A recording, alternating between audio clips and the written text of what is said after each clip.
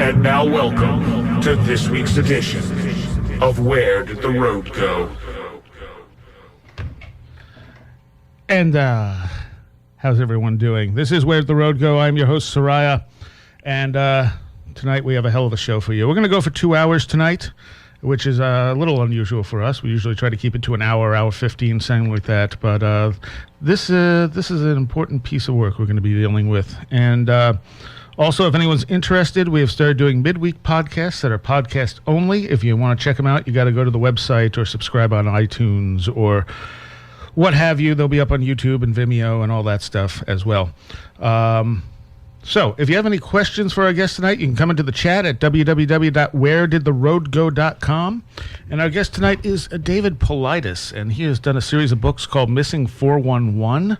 And are you with us, David? I am here, sir. All right. And where are you based out of? Colorado. Okay. Knew it was somewhere out there. For some reason, I thought it was Texas. Oh, yeah. And so, you used to be in law enforcement for a while, right? Correct. And what did you do? I worked in a municipal police department, worked for San Jose Police, spent 20 years in law enforcement in California, worked a variety of assignments, and then I went to technology for a few years, and then I retired and eventually came out here. Okay. And how long? Okay, so you have 3 books. You have, they're all called Missing 411. The first one is Eastern U.S., then Western U.S. and Canada, and finally the most recent one is North America and Beyond.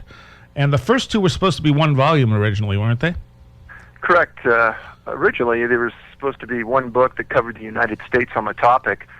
The reality is that it got to be so large that it was too cumbersome, so we had to split it. Missing 411 Eastern U.S. and Western U.S. are the 2 volumes. Did you expect you'd be writing a 3rd book so soon?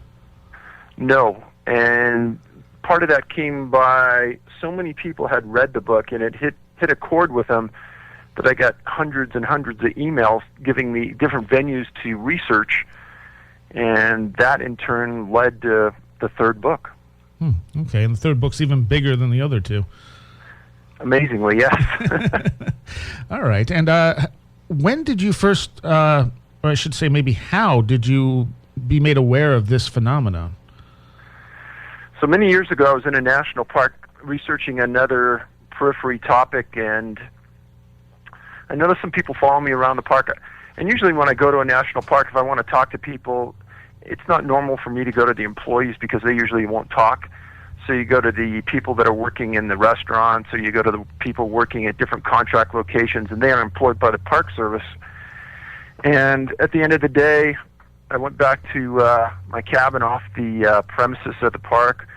I was there a few hours, get a knock on the door, and a couple of plainclothes people were standing there, and they said that they were National Park Rangers off duty. They knew who I was. They saw me at the park, and they wanted to talk to me about something if I wouldn't mind. So they came into the room, and they ended up laying out this story that they had worked at a series of parks during their career, and while at those parks, they saw an inordinate amount of people disappear, and that didn't bother them so much at one park until they started to go to other parks and see the same sort of mentality from the Park Service, where at the beginning of the search for the people, there was a lot of publicity. Then after 5, 7, 8 days, there's absolutely nothing more to be heard about that case. And there's very little to no follow-up, and they got concerned because the numbers were high and they never heard anything more about the people that disappeared. And they thought that there was something there, but they didn't know who to turn to. So it fell into my hands. And what did you think when they told you about this? Well, I was somebody who was in the outdoors a lot in my life, and you would occasionally hear about people who disappeared, and I truthfully, like everybody else in the world, would slack it off to poor judgment, accidental injury, maybe a mountain lion took them down, et cetera, et cetera. I didn't give it much thought until I started to think about it. I didn't sleep too good that night. The next morning I got up and I called a couple of law enforcement friends, and I said, hey, kind of run this for me, these names and these locations, because I can't get to a computer, and just see how many people come out associated with these locations. And about half an hour later, they called me back and said, "Oh my gosh, you won't believe it, but there's a lot here, and there isn't much information other than that first 4 or 5 days that they disappeared." So right away, there seemed to be a valid concern, and it was worth looking into. Okay, and when was that approximately? About 4 years ago. Okay, and the amount of information you have in these books, this must have been a massive job to start collecting these. It took a lot of work. It took a lot of patience, a lot of Freedom of Information Act requests, a lot of political plays by the Park Service to kind of keep the information from me. It was nerve-wracking. Why, Still is. I should say it still is nerve-wracking because I'm still facing the same issues. And why would the Park Service is difficult about some of this? Well, that's the million-dollar question. They don't live by the rules of the government. That's obvious because, according to the Freedom of Information Act, we're supposed to be entitled to this information. And even though a case is classified as a missing persons case, there's no suspects. The case hasn't been looked at in 25 years. No one's touched the case. I get told, no, you're never going to see that case. And I'm talking about the Stacey Arrows case out of Yosemite. Do you want to tell people a little about that one? Sure. Stacey was 14 years old, went with her dad and 6 other people, and they went on horseback into the backcountry of Yosemite. And they rode for 4 or 5 hours the first day, and they come to these cabins way out in the middle of the woods. It's a beautiful location. They get off their horses, and one of the ranch hands that was with them took the horses. Stacey and her dad went to one of the cabins. She changed, freshened up, and she told her dad she was going to walk about 200 feet away and go to this rock and take pictures of the vista over this lake that they were located at. And a 72-year-old man walked out there with her. Everybody saw them both sit down. She then told the man that she was going to walk down this granite hillside to the lake and take some pictures down to the lake and be right back. Everyone saw the other man never moved. He sat on the rock, and Stacey went down to the lakeside into this clump of trees, and that was the last time anybody ever saw her. And there was a huge, huge search. And her relatives went to the search location. I ended up talking to one of her uncles, and he said there were hundreds and hundreds of people there for almost 2 weeks. The only thing they ever found of her was a lens cap to her camera inside that tree line next to the lake. So what got me on that case originally is I used to live in California. She was from Saratoga, and I lived in Los Gatos at the time, and it's the city right next to Saratoga. And so I took a little interest in it, and first FOIA, sent a Freedom of Information Act request to the Park Service, got denied. I appealed it, got denied. And then I got a call from what's called a special agent. They're detectives inside the Park Service that do the follow-up on these cases. And I get a call from this individual and asking why I wanted that case. Well, I know the law and I know the way FOIA works, and no governmental agency can ask you that question leading to a reason why they will or will not give it to you. It's against the FOIA rules. Trying to be polite, I said, well, why does that matter? And I said, I'm a retired law enforcement guy. All I do is I want this missing persons case. And he says, well, we need to know why. And I said, well, can I ask you one question? Is this a missing persons case or is it a criminal investigation? He said, it's a missing persons case. So then I said, well, are there any suspects that you're investigating, or has anybody looked at this case in the last 20 years? No and no. I said, well, what's the rationale on not giving this case to us? Because I have 20 other cases that the National Park Service has given under almost identical circumstances, but why not give up this case? And he goes, I can only tell you that you will never see this case. That's almost a direct quote. Wow. And so you have gotten some things from them. Absolutely. Much of it is redacted. Things are missing from it. There's a famous case out of Great Smoky Mountain National Park where a boy named Dennis Martin disappeared. And without getting into the specifics, the most important part of that case had to do with a family making an observation of something like a person or a biped carrying something on its shoulder. And that's the most important part of the case, because then they see this thing leave, and it was right after Dennis disappeared. And they sent me the package on the Dennis Martin case, and there's nothing in that case file about the Park Service special agent or the FBI agent interviewing that family about what they saw. And I guarantee that's the most important part of the case. I sent them back a FOIA request, a secondary request saying, this wasn't in the case file, it must have been overlooked, could you please send it to me? They said, no, it wasn't overlooked, it doesn't exist. Wow. Actually, Dennis Martin was one of the ones I wanted to talk to you about. If you want to go into that one a little more, because the information during the search is kind of interesting there. Absolutely. Dennis, 6-year-old boy, on June 14th, 1969, he was up on an area called Spence Field. It's kind of the upper reaches, the higher reaches of the park. You have to hike in a couple miles to this location, and it's a giant field surrounded by thick woods. And he, his dad, his brother, and his grandpa were up there for, I think it was Father's Day weekend, and they were camping.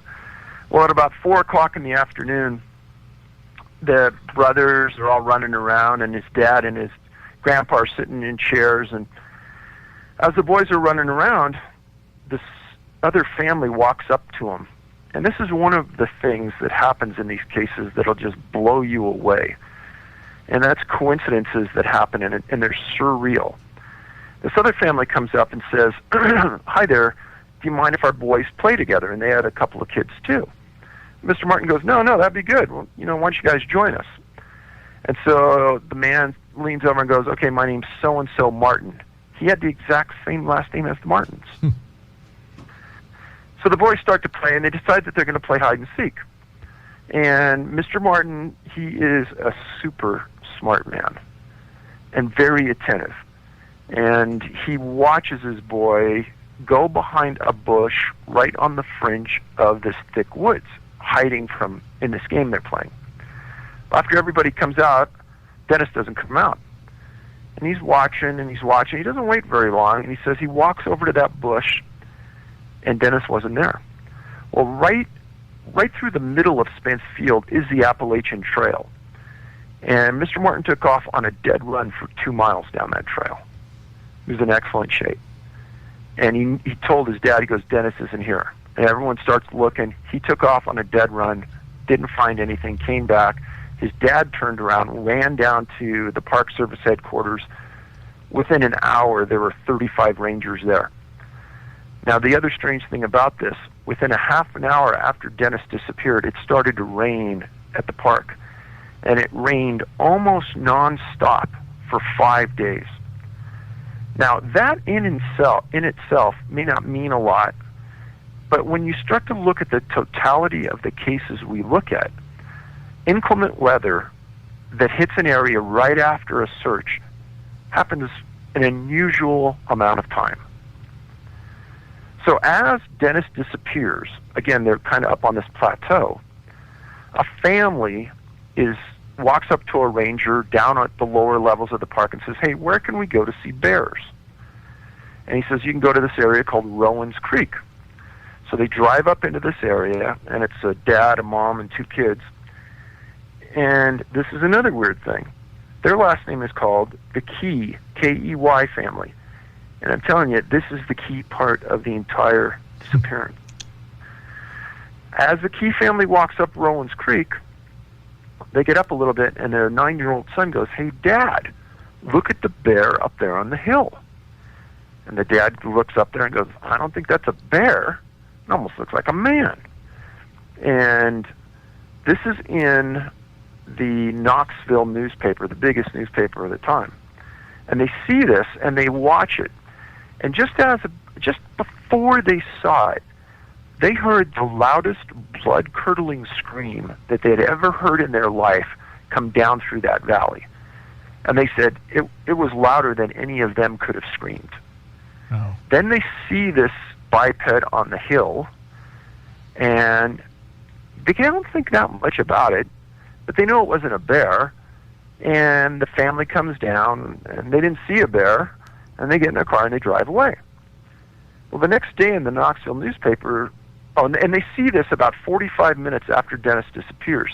It starts to rain on them. They get in their car. They go home. Next day, front page is Dennis is missing. And they said, wow, we were just below where he was. We saw this. It might be related. So, and they read that an FBI agent has been assigned at this early stage to the Dennis Martin disappearance.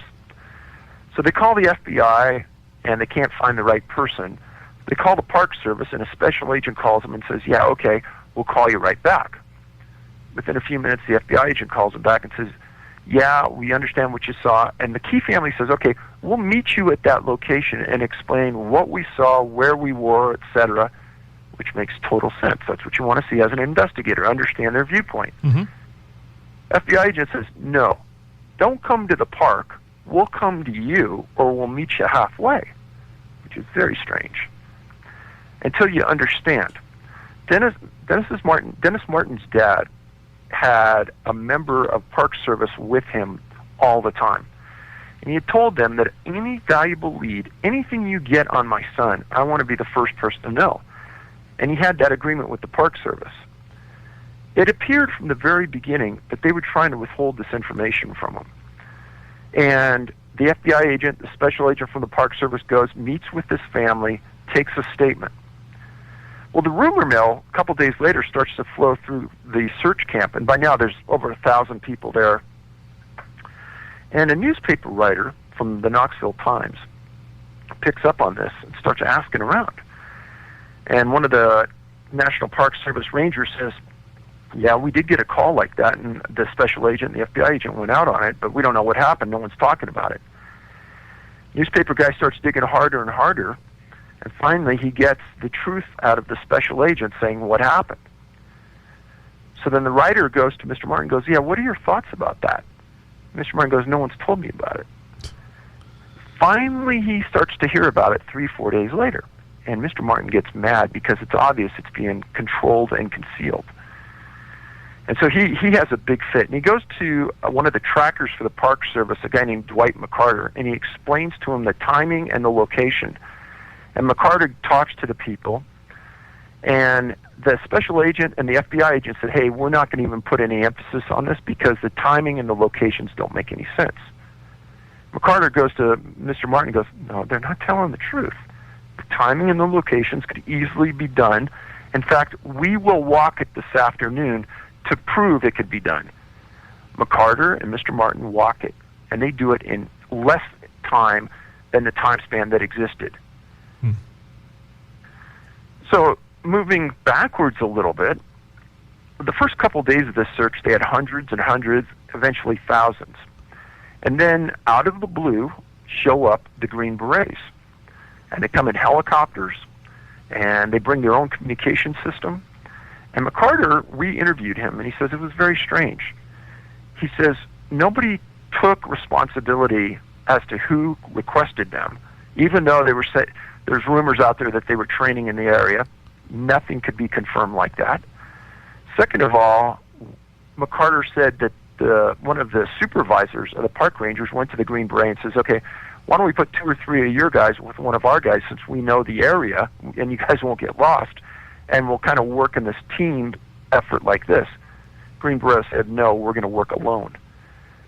They wouldn't use their communication system, wouldn't get on their walkie-talkies. They put up their own command center, their own communication system, and they were there for, I believe, 4 or 5 days searching. Nobody ever knew what they were searching for other than Dennis, but they wouldn't say. They wouldn't say what their command was. They wouldn't say how long they'd be there. Nothing. Now, under the Freedom of Information Act, you can request orders on different units within the military. We did this 3 times on the Green Berets on this incident. 3 times. We didn't get denied. We didn't even get a response. They wouldn't even reply to the request. That's bizarre. The Green Berets, I believe you say in your book, they don't search for people, do they?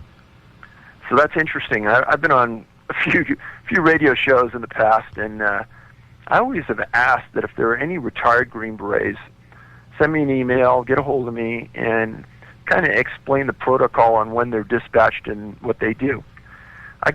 At this point, I have 3 different responses from families. It's never the Green Beret. It's always the families of them that respond. And I think it's their way not to violate their secrecy oath. Right.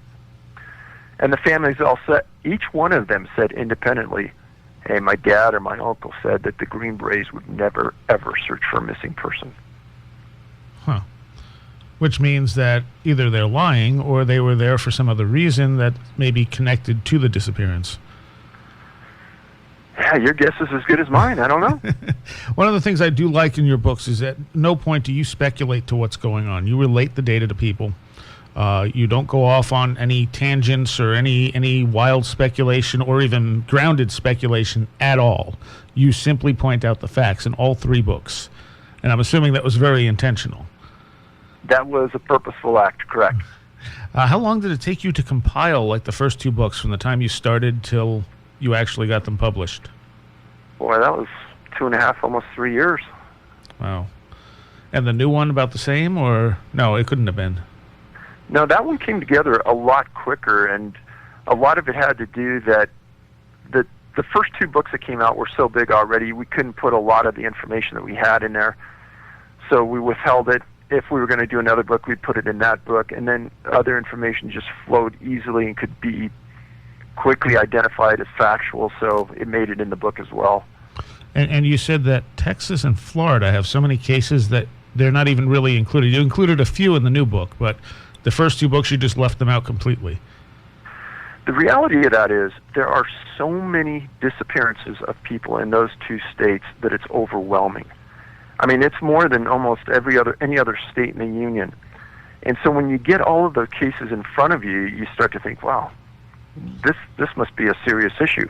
But then when you get into the minutia of each case, you realize that they don't fit the elements that we have in the other disappearances, thus we're not going to count them. Mm. Okay. And that's one of the questions I have is what were the things that you used to determine which cases fit and which ones didn't? There were definitely patterns that followed these cases. And if you want to get into that a little bit, plus anything else that you were looking for specifically to determine what you were going to include and what you were not going to include. You know, you can't really put up parameters until you look at the totality of, say, a couple thousand cases. Right. Then you got to go back through the cases and drag the ones out that meet it. That's what took all the time. And realistically, we weren't looking for these kind of things. We were just seeing if they all fit within the national parks, or, you know, was there something outside? Is there some other parallel element here? And after reading, you know, thousands of cases, kind of the list that came from that is, depending on where in the country the person disappears, these elements are important. Number 1 is berry bushes or people picking berries. Which is really weird. Yeah. And you could even put slash mushrooms with that now. Okay. The other thing is swamps. And people who first hear of this tend to try to rationalize it away and say, well, you know, these could be drownings, these could be suicides, these could be animal attacks. Well, those 3 things we eliminate if there's any chance of any of those being involved. So you can wipe that slate clean. But swamps, people are found in, I mean, little kids are found in the middle of swamps. They're in areas where you and me would have a difficult time getting to, and it's odd. The other thing being is that there's an abnormal amount of young people and children with disabilities that disappear. On that opposite end of the intellectual spectrum, there's a lot of highly, highly educated intellectuals that have disappeared. Canines, so the search and rescue people bring a canine up to search. Sometimes the dog walks in circles, laid down, doesn't want to search. And it's hard to tell if they don't want to search or they can't pick up a scent, but the behavior is unusual and it's pretty consistent that they can't pick up that scent. Many of the people, when they are found, if they are ever found, are found near creeks and rivers. Now, you might think, well, that's kind of weird, and what a lot of people have written and told me and said, well, that's one of the places where if you ever wanted to find tracks, you would never find any, which is true. Many, I would say probably 90% of the people that are found either won't talk about what happened to them, can't remember what happened to them, don't have the ability to talk because they're disabled, or are too young to speak. Many of the people are missing clothing or shoes or a shoe. Disappearances, a large percentage occur in the late afternoon or early evening, and bad weather is associated with the disappearances. And another very odd characteristic is the missing, if they are found, they're found in an area that's been previously searched. Which implies that they weren't there previously. Correct. Obviously, since it had been searched, but that does make it all the odder. Also, the inclement weather makes it kind of odd, too, because it's a weird thing to have someone go missing and so often, fill these patterns followed by bad weather. Like, what connection could the weather possibly have to someone going missing? Well, I freely talk about what people tell me or what they write, and a lot of people have stated, well, there's a lot of animals and there's fish, there's a lot of wildlife that their behavior is attached to weather. If you're a fisherman, you know that the fish bite when a storm's coming in. Interesting. Or while the storm is there. So, which is definitely valuable information, but at the same time, none of these disappearances fit animal attacks. No. None of them do. In the end, these just become boggling, is what they become. When you go through these 3 books, you just, every time you think, well, maybe it's, and then you get to another case, and you're like, no, that doesn't work at all. And I'm sure you've felt that way a lot of times trying to make any sense out of this. You know what? The guys that I work with, we talk about it almost every other day. And, okay, so let's get into one of these other cases here. One of the one that wasn't extremely weird, but I thought was a good example of things that happened to people was the Corey Kelly case that you have in the Eastern U.S. book. Very odd case. So Corey, this is in northern Minnesota, a place called the Red Lakes Wilderness. He was an outdoorsman, grew up in that area. This is an area just north of Bemidji, kind of northeast.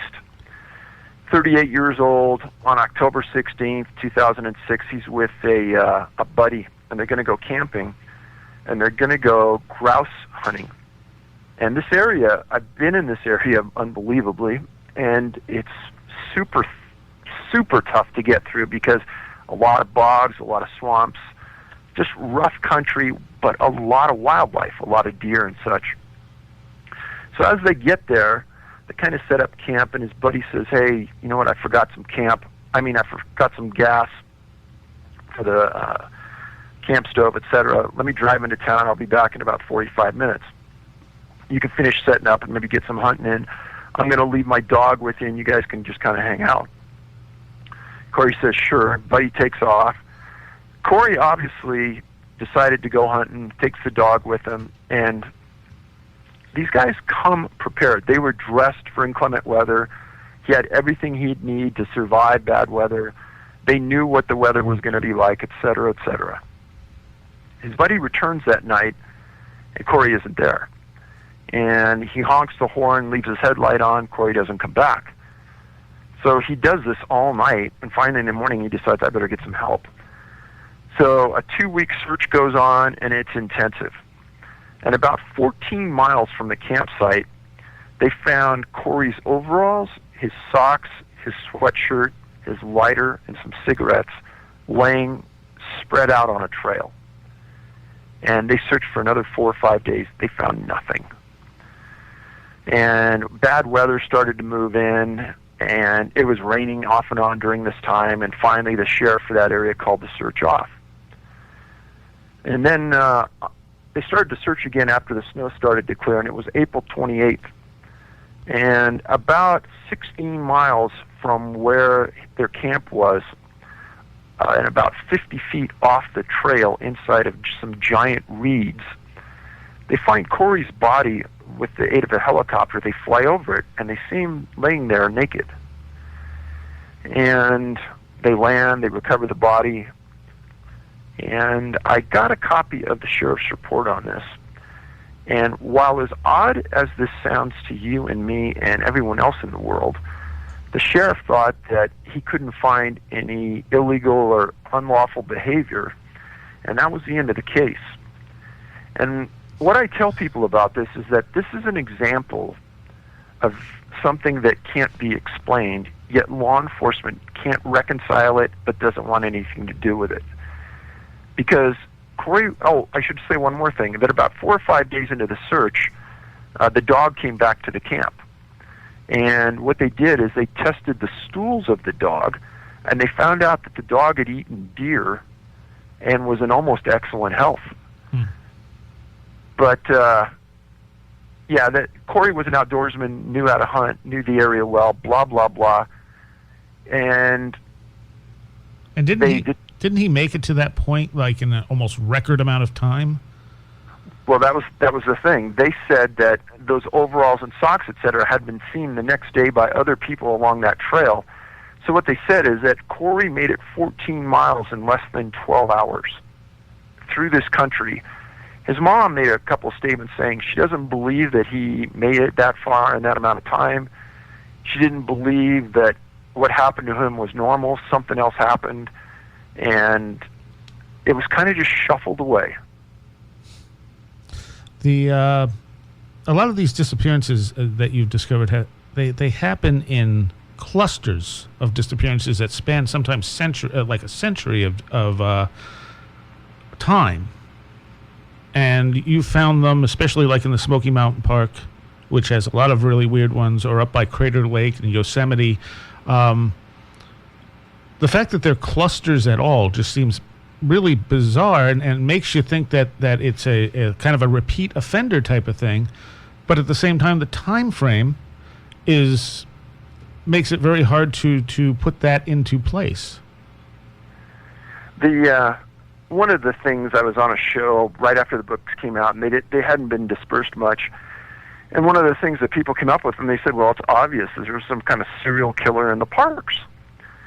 And I said, well, I don't want to talk bad about the Park Service. I definitely don't want to talk good about them, but I don't think that's a reality.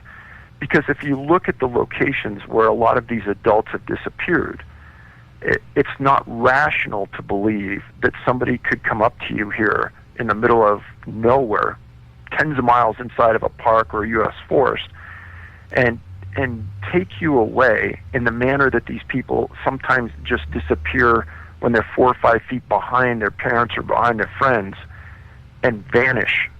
And then when you take into the other elements that canines can't track them, et cetera, et cetera, et cetera, there's something else at play.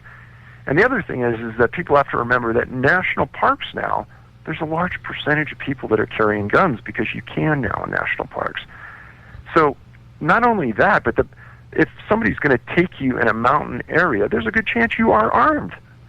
So the quickness, the speed, the stealthiness, the inability for canines to track, the inability of trackers to find tracks, all of those things come into play, and it doesn't make sense that it would be a human predator.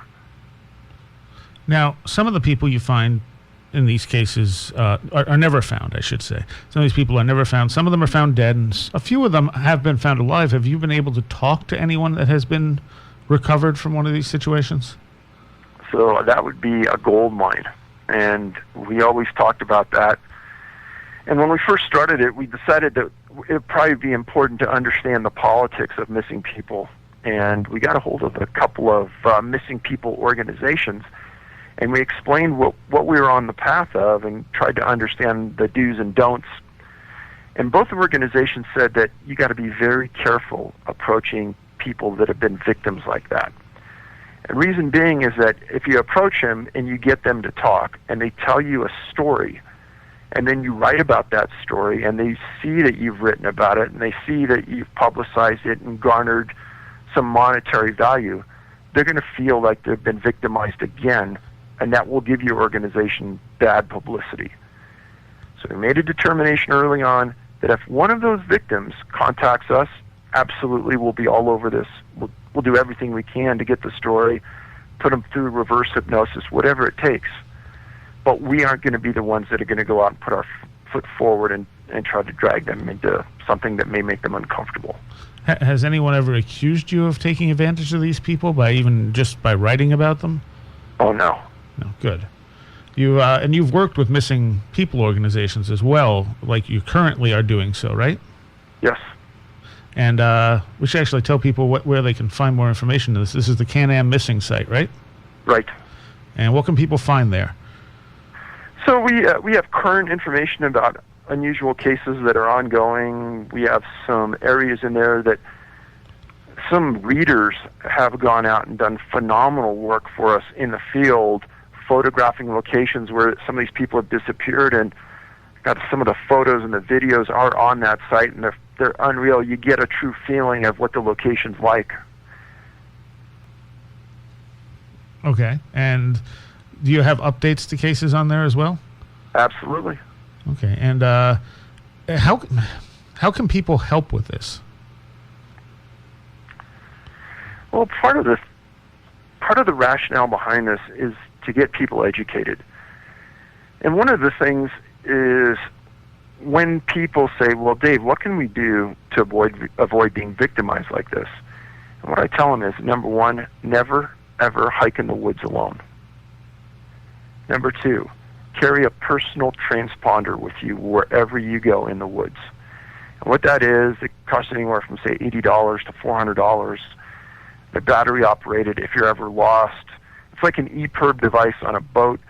It sends a signal up to a satellite. Satellite goes to the National Oceanographic Atmospheric Administration. They're the ones that monitor for all the continental U.S. and Canada. They see that there's an emergency alert. They find out where it is. They find the search and rescue team and the sheriff for that area. They call them, and they start a search going right to that location. And it's usually within 20 feet that they can locate where that transponding signal is coming from. So I would say, don't ever walk alone. Carry a personal transponder. And then the last thing, and some people may not like this, I would say carry a firearm. And the reason for that is that I have never found a case where someone was carrying a firearm and a personal transponder together. It may just be an anomaly, but I've never found it. And have been a lot of cases where people have had firearms and they haven't been fired, and they've just disappeared. Oh, and there's been cases where the firearm's been fired, and they found the gun, and the person was dead, or they find the gun broken up into pieces, and the person's gone. There's been some very strange cases involving hunters where they've disappeared. And I want to say you had one case in the books where someone did have a transponder on them. Yes, out of Yosemite, an individual was just hiking, and for some reason or another, and I have no idea how this happened. Bad weather came in, thunderstorm. This guy walks to a peak, a granite peak where it isn't the area to go. Any hiker as experienced as this man would have known better. He walks to the top of that peak, and somehow or another, he fell or whatever, ended up down in a crevasse, dead, with his transponder going off. The transponder apparently was activated when he was on top of that peak because they got a signal. When he went down inside the crags and he apparently died, they lost the signal, and on flyovers, one of the planes flew right over that crag, and the signal could only go straight up, and they hit it, and it was probably 1 in a million that they found him. But he died under very strange circumstances. So what time frame? I mean, you got cases that have happened just very recently. How far back? What do you think the oldest case you have in these books is? I know you have some from the late 1800s. I think we have a case that goes back to 1850, 1860. Yeah. And in all that time, I mean, there's been a lot of books out on strange disappearances and stuff. There was a good one called Into Thin Air that came out, I think, in the 70s. And some of these cases have actually made it into some of those books I've noticed, because I've read a few of them, and no one has picked up these patterns. Like, no one has picked up that this is a bigger phenomenon. They might say, oh, a whole bunch of people have disappeared in this one location, but they don't realize that that is something that is happening across the country, across Canada, and possibly the world. The first two books you really just deal with U.S. and Canada, and the third one you start dealing with cases around the world, and that's a little bit more difficult for you, isn't it? It is, and it's slowly getting easier as the books get distributed further and further. And I can tell you in the last 6 months that we've gotten a lot more cases from other parts of the world that tend to definitely place this in the worldwide phenomena issue. There's I don't know how to ask this. You have obviously children disappearing. You have full-size adults disappearing, and even though there's patterns and similarities, is it possible there's more than one thing going on? Oh, I would say that that's probably true, because I don't think that. I mean, we're tracking a little over 600 cases now, and I would still say that it's just a drop in the bucket compared to what's probably occurred in the last 150 years, 200 years, if we could find documentation going back that far.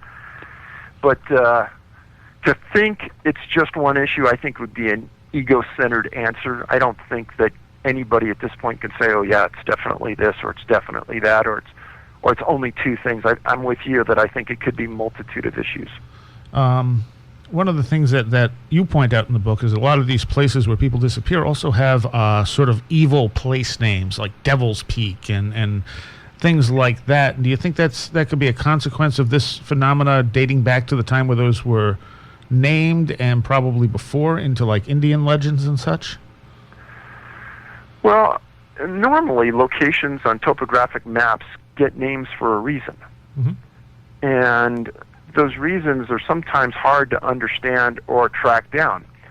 But when you get a lot of people disappearing around named locations like Devil's Mountain or Twin Devil Peaks or Hell's Canyon or whatever it might be, that just brings a bad connotation to you.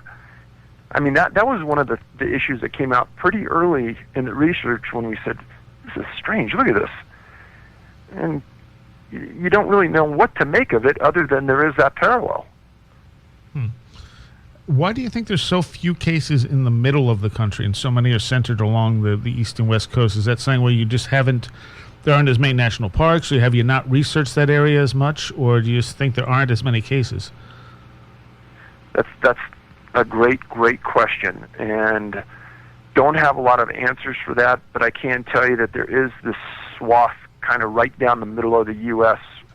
vertically that doesn't have many cases at all. And if you look at the dispersal of the cases in other areas of the state, they tend to be, the vast majority tend to be in forested areas where there's a lot of cover.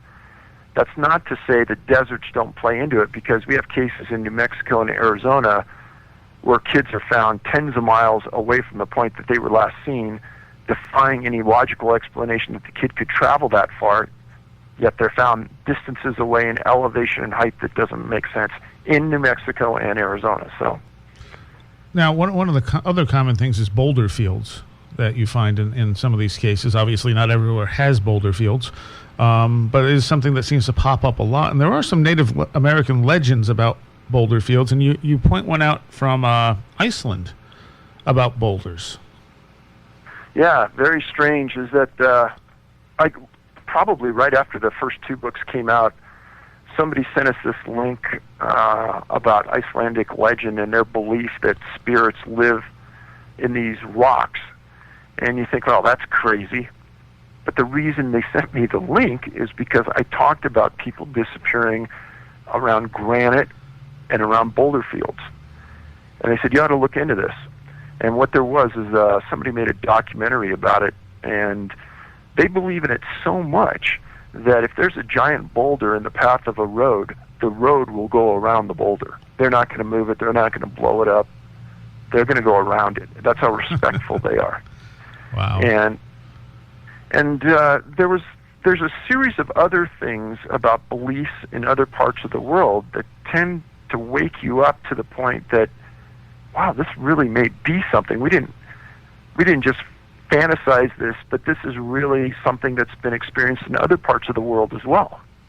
Well, I know there's I believe a Cherokee legend of the see if I can pronounce this, Yungwe Justi or something like that, who was supposed to live in crags and rocks and rose patches basically, and scrub bloodshed, and they're supposed to lure travelers off the path and steal children and abduct them from their homes and stuff. Well, when you talk about rose patches, thorny patches, briar patches, that's another thing that's in the book, where a lot of kids are found. Which seems like it's probably more than a coincidence that these tales talk of this stuff, and this is part of the pattern you're finding. Right. Exactly. So let's get to another one of these cases here. One of the ones that I found really disturbing was the Charles Mcclure case from Crater Lake. Yes, Charles Mcclure. McCullough, okay. And Charles was a 19-year-old kid kind of traveling across country. He was from Virginia. And he wanted to make it across the U.S. and see a lot of the outdoors. Well, on October 14th, 76, he ended up making his way into Crater Lake National Park. And Crater Lake has a real fascinating history for people that don't know. It's probably one of the most beautiful parks you'll ever go to. It would look like a giant volcano that's filled up with absolutely pristine blue water. It's unreal. There's nothing flowing in, there's nothing flowing out, and it's extremely deep. And the path up to the crater, there's just a couple roads up to it. There's no pollution in it. It's just absolutely gorgeous. So McCullough gets a ride up to the lake, and he was taking pictures of the lake.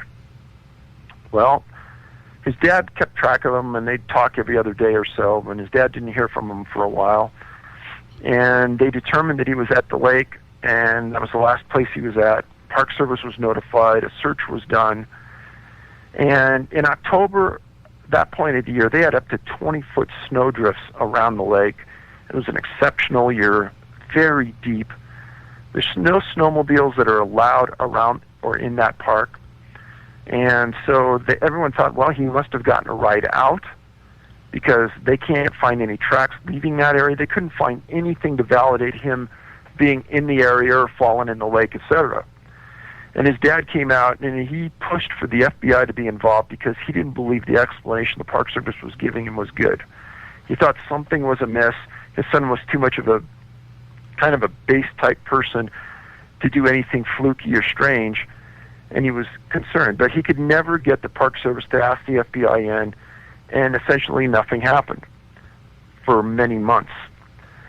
Summer rolls around about 9-10 months later, and two people are backpacking their way into deep wilderness 14 miles from the lake. And they come across what looks like a skull cap at this one way in, one way out, small little valley with a creek. And they saw a backpack in kind of leaning up this area as well. And they go through the backpack and they find a couple personal items, and they backpack out and they go to the Park Service. Well, through complete luck, I was able to track down one of the rangers that they approached with this property, and I interviewed him at his home. And this individual was a 30-year seasonal park ranger. He went to the Law Enforcement Academy in Virginia for federal law enforcement. During the school year, he taught science at a middle school. So for every year for 30 years, he'd bring his family up to Crater Lake, and they'd stay. And anyhow, this backpacking group brings these items to him, and his name is Marion. And Marion says, Dave, right away I knew what they were, because McCullough's dad had told him that he had in his possession a Volkswagen key that had like a VW insignia on it, and they gave him that key. He goes, okay, I know that we've now found McCullough. So the people drew him a map, and Marion and another park ranger on horseback rode back into the backcountry. And he says, Dave, 30 years of recovering bodies and seeing strange things in the wilderness, you've just come to me with the strangest thing I've ever seen in my life. And what he explained was that he and his partner hiked down into this little valley with this little creek that rolls in one side, rolls out the other. And he said there was a big Douglas fir tree that was laying kind of across the creek and across the valley. And as they walked up towards the tree, they see this skull cap laying in the gravel on the side of the creek, along with little tiny pieces of bone, probably no more than a half an inch in size, spread all around that area. And he says, I walked over to the Douglas fir, and I put my foot up, and I looked on the other side. And he says, it's a sight that you'll never forget. But he says, imagine that somebody had their socks on, and they had their blue jeans on, and they unbuttoned their pants, they unzipped their pants, they undid their buckle, and they dropped their pants down to their socks. And he says, there was no bones there, the pants were laying there just as I described. There's one broken tibia, that's the shin bone in the right leg, that was partially protruding out of the pants, and the socks were still there, as though whoever was wearing them at the time, Mcclure, died right there, and there were little tiny bones in the socks. And he says, so we looked around, and right away we knew this is wrong. And he said, I quickly made a quick scan to see if anything else was out there that needed to be seen. And he said, then we packed it up, took a few pictures, went right back to headquarters, called the FBI, and asked for an FBI evidence response team to come to the park and work the scene because this was abnormal. Now, one of the things that Marion said that made him concerned was that there was no coat, there was no boots, there was no shirt. All of the things, he says, boots are always found near bodies. He says it's obvious that Mcclure's boots weren't there when he died. And he says boots will last forever because of the soles and things. They can last up to 40, 50, even 100 years later. He's found boots, and that's how he's identified a death scene. And he says, I knew something weird was going on when we didn't find the boots. They went through the backpack, and he also had a knife and a camera that weren't there as well. And the FBI came out, and they worked the scene for 3 days. So I made a Freedom of Information Act against the FBI for this report. And their initial response was that they wouldn't give the report because they didn't want to violate the privacy of Charles Mcclure. After 4 letters saying, guys, this is a death scene investigation. Mr. McCullough's dead. I want the report on the crime scene information. Finally, the 4th time, I guess they got mad. They sent me the report. It was so redacted and blacked out, it was worthless. Marion's the one that really put the color into what happened on this case.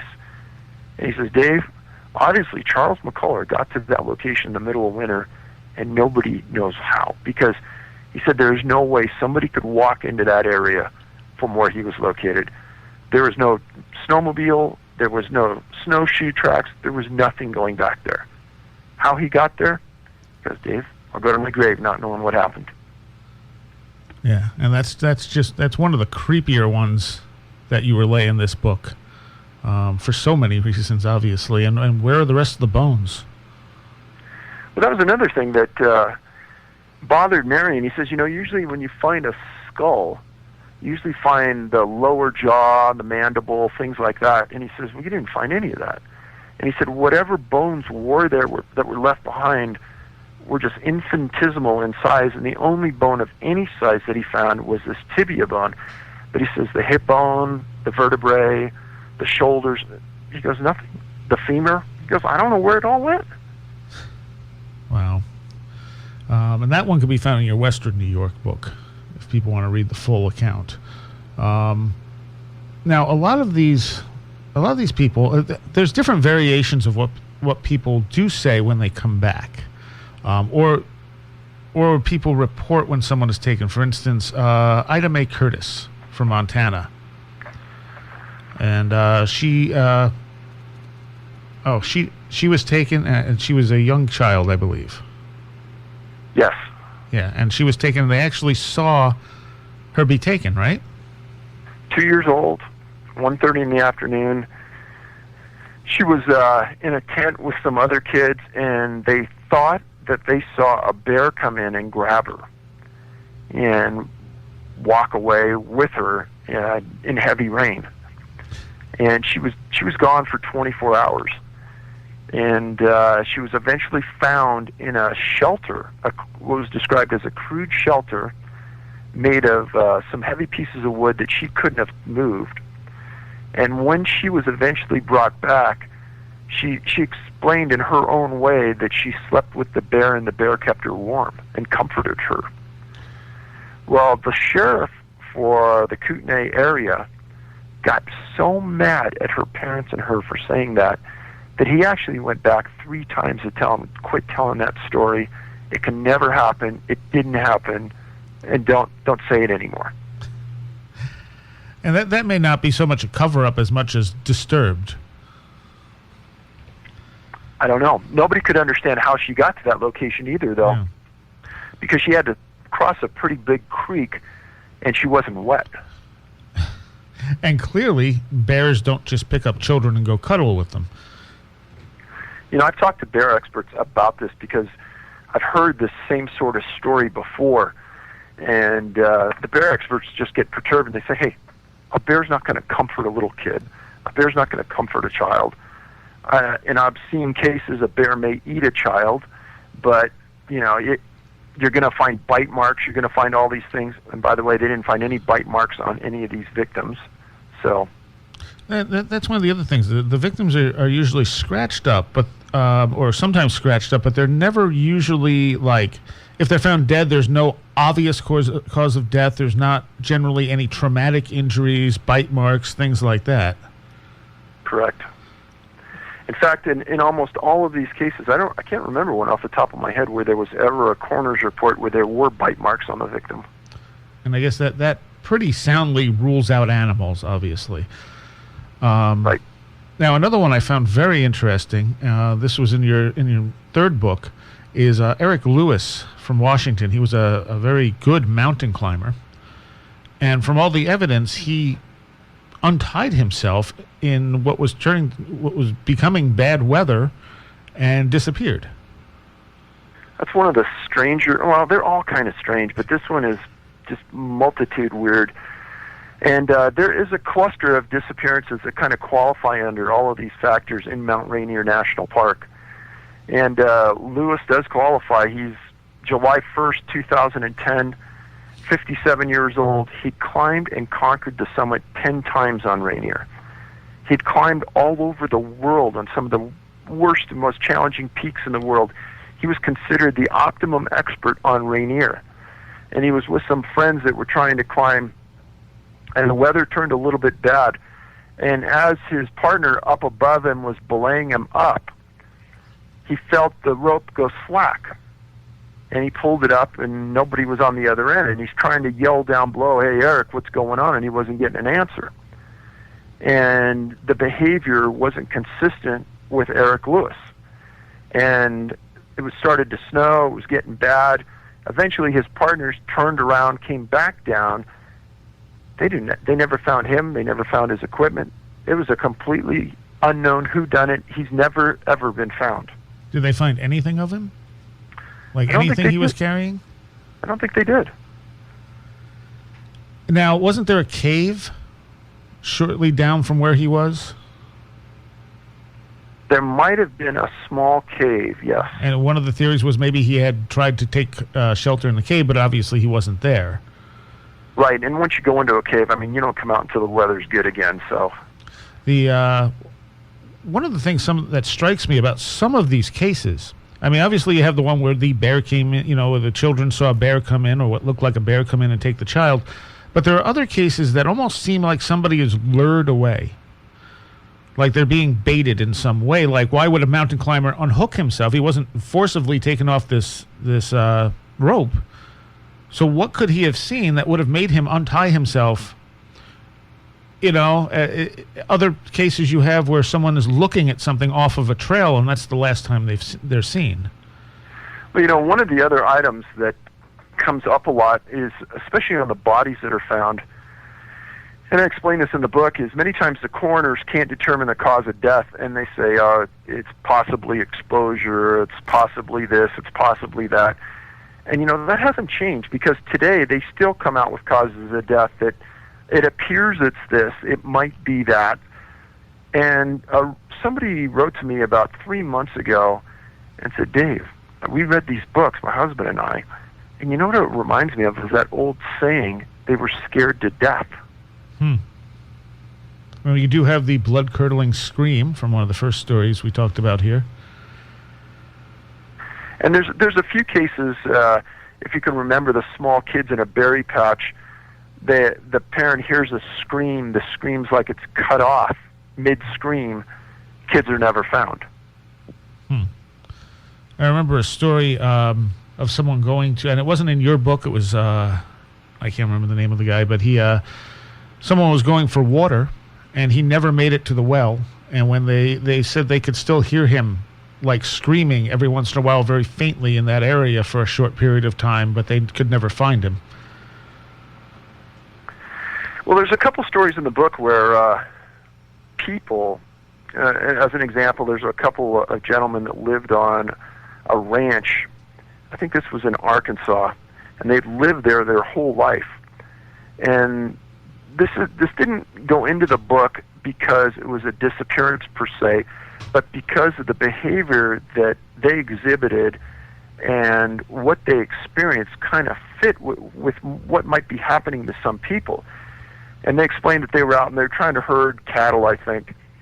And they were coming down a ridge line that they'd come down 1,000 times before. And the man explained to us that all of a sudden we looked around and we didn't know where we were. And we yelled, we screamed, we didn't get any responses.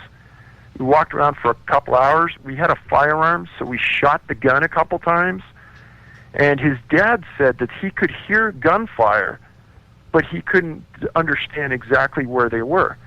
And after several hours, these guys said that they eventually recognized the country, the topography, and they knew if they followed this one creek down, they'd eventually walk it back to their house. And he says that was the strangest experience he ever had in his life. Oh.